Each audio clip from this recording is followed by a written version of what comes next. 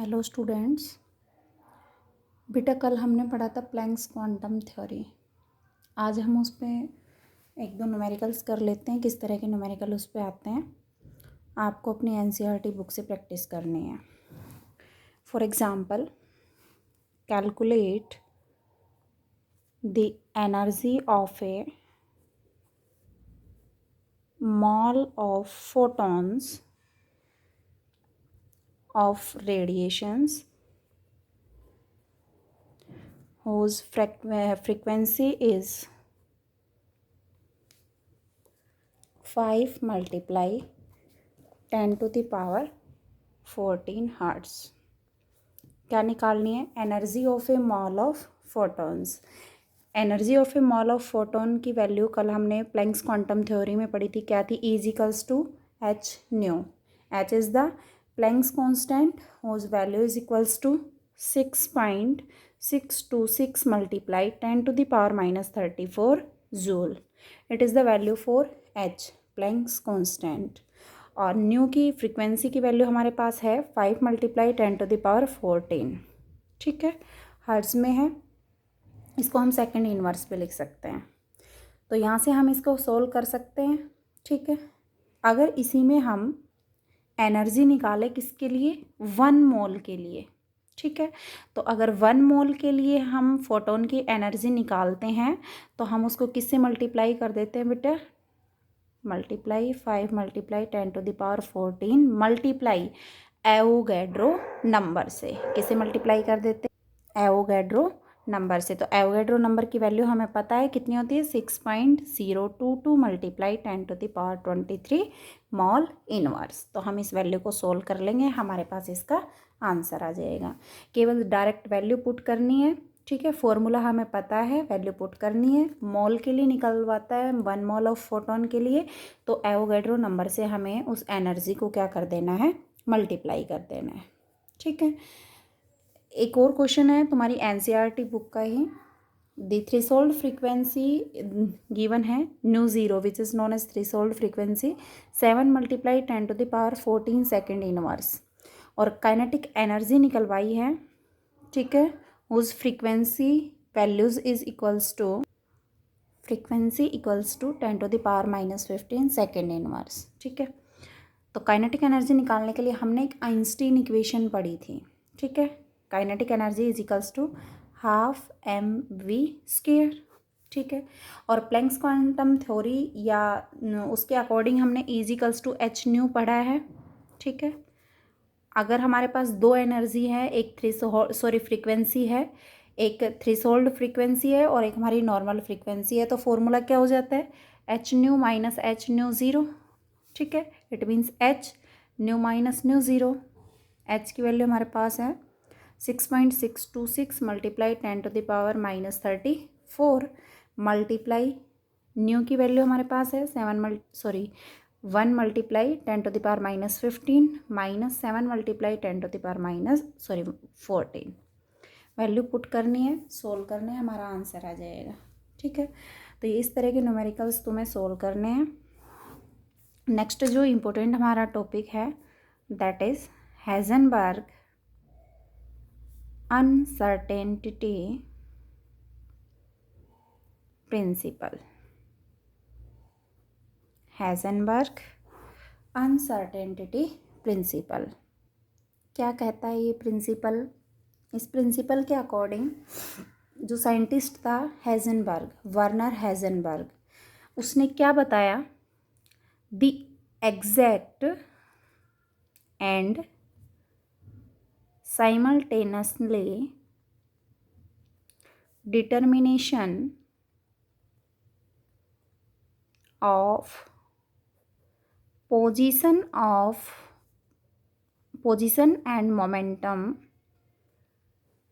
of a moving microscopic particle is impossible. जो Heisenberg scientist था उसने क्या कहा? The exact and simultaneously. Exact मतलब बिल्कुल उसकी एक्यूरेट वैल्यू, और साथ साथ मतलब दो चीज़ें एक साथ चलती हो, बिल्कुल एग्जैक्ट और एक साथ जो चीज़ें चलती हों उनका डिटर्मिनेशन करना, किन किन का, पोजीशन का और मोमेंटम का। किसका? Moving microscopic particle. कि कोई भी माइक्रोस्कोपिक कोई छोटा पार्टिकल है, ठीक है, उसकी पोजीशन और मोमेंटम को हम एक साथ और बिल्कुल करेक्ट वैल्यू उनकी हम डिटरमाइन नहीं कर सकते। That is Heisenberg uncertainty principle. क्या है ये प्रिंसिपल? कि कोई भी माइक्रोस्कोपिक पार्टिकल है उसकी पोजीशन को और मोमेंटम को हम एक साथ मेज़र या एक साथ डिटरमाइन नहीं कर सकते। अगर हमें उसकी पोजीशन पता है तो हम उसका मोमेंटम नहीं बता सकते, और अगर हमें उसका मोमेंटम एक्यूरेट वैल्यू पता है तो हम उसकी पोजीशन को डिटरमाइन नहीं कर सकते। जैसे कहीं भी स्पेस में हमारे पास कोई भी माइक्रोस्कोपिक पार्टिकल है और हम बता दें कि इसका मास है m, ठीक है, और ये भी पता है ये v वेलोसिटी से क्या कर रहा है, मूव कर रहा है, ठीक है। तो मास भी हमें एक्यूरेट पता है, वेलोसिटी भी एक्यूरेट पता है, तो क्या हम यहाँ से मोमेंटम निकाल सकते हैं? निकाल सकते हैं। p equals to mv। तो यहाँ से हम मोमेंटम को एक्यूरेट निकाल सकते हैं, लेकिन इस पार्टिकल की हम कभी भी पोजीशन को नहीं बता सकते कि ये कहाँ पे लाई कर रहा है, ठीक है। सेकंड चीज़ जो है कि अगर हमें इस मूविंग पार्टिकल की क्या पता है, पोजीशन, हमें एग्जैक्ट इसकी पोजीशन पता है कि ये यहाँ पे है, तो हम कभी भी उसका एग्जैक्ट मास या वेलोसिटी पता नहीं लगा सकते। यही क्या है हमारा हेज़नबर्ग अनसर्टेनिटी प्रिंसिपल, ठीक है। अगर हम पोजीशन बता देंगे तो हम क्या नहीं बता पाएंगे, मोमेंटम नहीं बता पाएंगे। अगर हम मोमेंटम बता देंगे तो हम क्या नहीं बता पाएंगे, पोजीशन नहीं बता पाएंगे।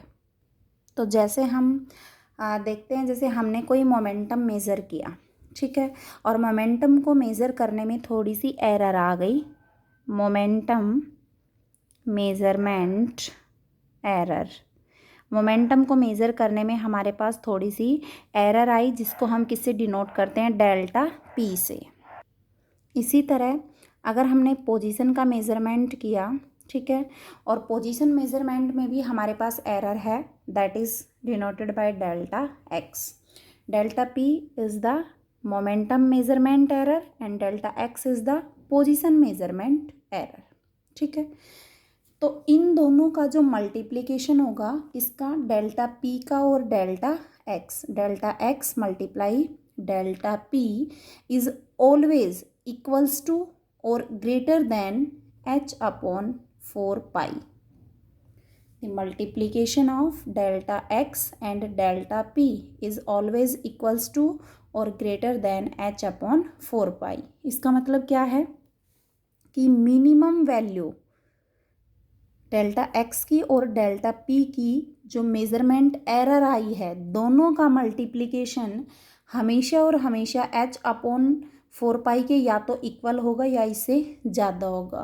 इसका मतलब मेज़रमेंट में एरर जीरो कभी नहीं आएगा।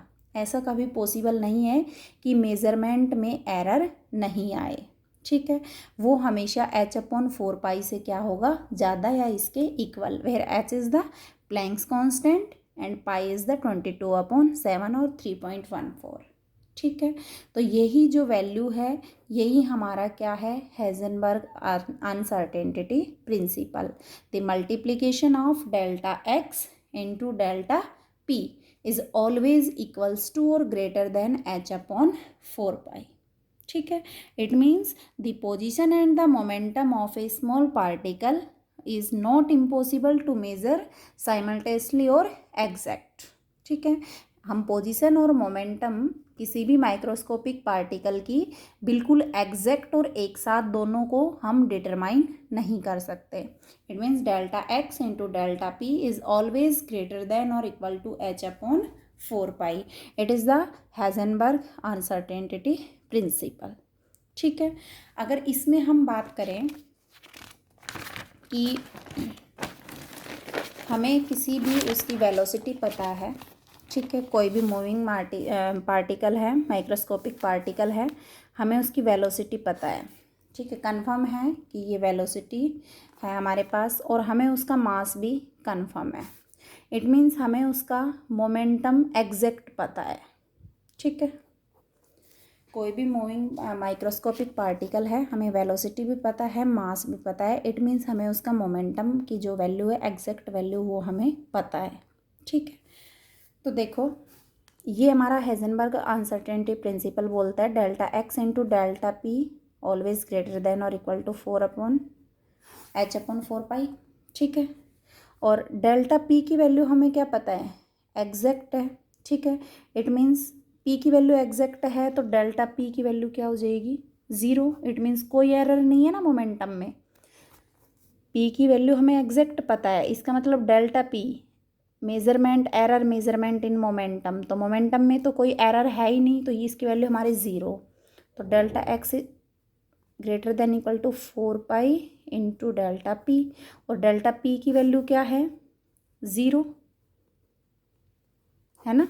तो ये सारी इक्वेशन, ये सारी टर्म ज़ीरो बन गई, और किसी को भी ज़ीरो से डिवाइड करते हैं वैल्यू क्या आती है, इन्फिनिटी। इट मीन्स अगर हमें किसी का मोमेंटम पता है, अगर वो एग्जैक्ट वैल्यू है, तो उसकी जो एरर मेजरमेंट है किसमें, पोजीशन में, कितनी एरर आती है उसमें, इन्फिनिटी। मतलब हम उसको कभी भी रिमूव ही नहीं कर सकते, इतनी ज़्यादा एरर आती है। अगर एक वैल्यू बिल्कुल एग्जैक्ट पता है तो दूसरी वैल्यू उतनी ही क्या है, इन्फिनिटी वैल्यू पे जा रही है, उसको हम एग्जैक्ट बिल्कुल भी नहीं निकाल सकते।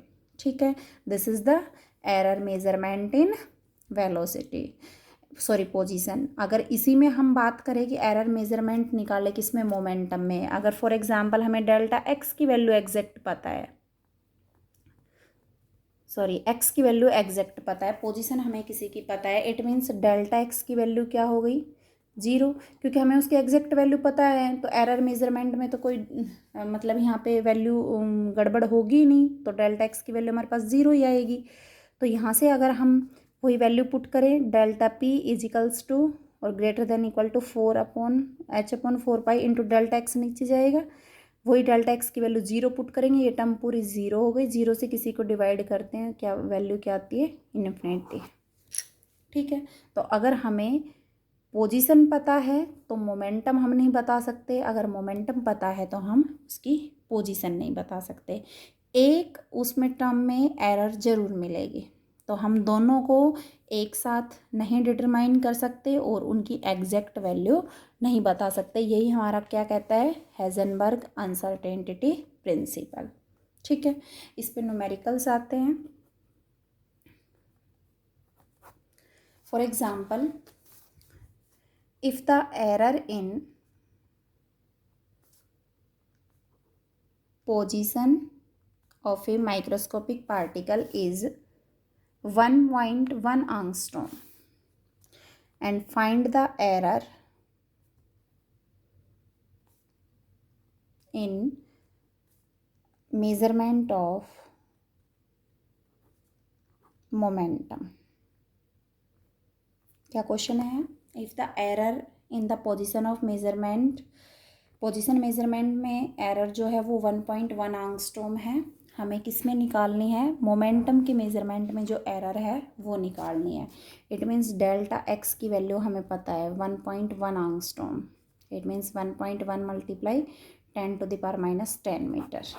डेल्टा एक्स की वैल्यू पता है। ठीक है, क्या निकालना है, error in measurement of momentum, it means delta P की वैल्यू निकालनी है।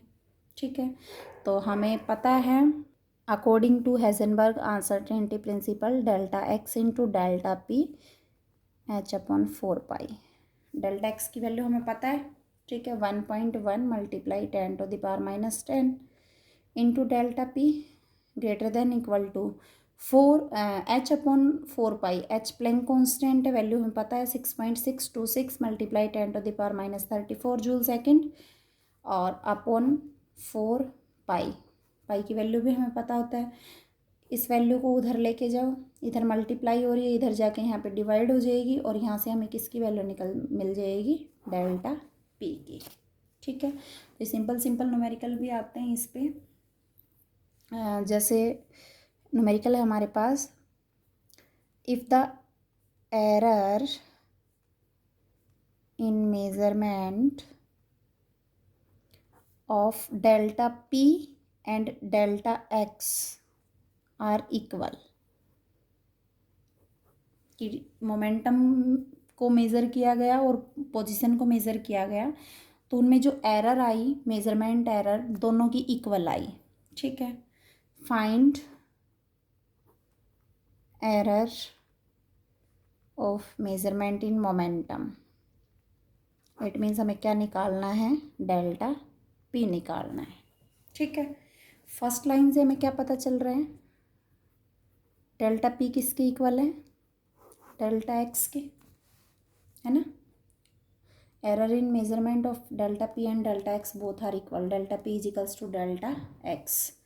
हमें पता है delta P into delta X H upon 4 pi, value put कर लो। Delta P into delta X किसकी इक्वल है, डेल्टा पी के, greater than equal to H upon 4 pi. Delta P का क्या हो गया, स्क्वायर एच अपॉन 4 पाई। क्या निकालना है, हमें डेल्टा पी की वैल्यू निकालनी है। इधर स्क्वायर है तो इधर अंडर रूट हो जाएगा, स्क्वायर हटाएंगे तो एच अपॉन 4 पाई। ये हमारे किसकी वैल्यू आ गई, डेल्टा पी की value, under root of H upon 4 pi. ठीक है, तो इस तरह से हमें न्यूमेरिकल्स जो भी हेज़नबर्ग अनसर्टेनिटी प्रिंसिपल पे हैं बुक से एक्सप्लेन करने हैं, अपने निकाल के देखने हैं। छोटे छोटे फॉर्मूलेज जितने भी हैं फॉर्मूले, उन सब पे हमें न्यूमेरिकल्स जो भी हैं निकालने हैं। ठीक है, प्रैक्टिस करनी है। नेक्स्ट जो हमारा टॉपिक होगा क्वांटम नंबर का होगा, जो कि सबसे इम्पोर्टेंट है। ठीक है, तो क्वांटम नंबर को भी हमें अच्छे से स्टडी करना है। तब तक हमें अपनी, जहाँ तक कि मैंने ये तुम्हें एक्सप्लेनेशन करवाई है, वहाँ तक कि अपने जितने भी नोट्स हैं उनको अपना कंप्लीट करो। ठीक है, थैंक यू।